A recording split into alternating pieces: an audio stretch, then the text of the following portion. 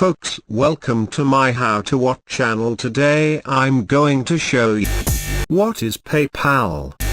Established in 1998 in America. PayPal is operating worldwide online payments service system that supports online money transfers and serves online payment service that allows individuals and businesses to transfer funds electronically.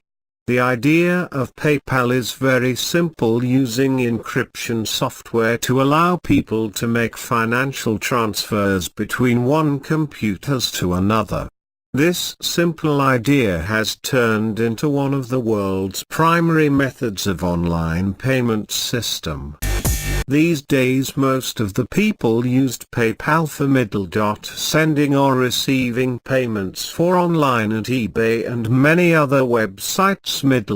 Purchase or sell goods and services. Make or receive donations. Exchange cash with something. PayPal now boasts over 100 million active accounts in 190 markets worldwide. Thanks for watching, and please don't forget to subscribe.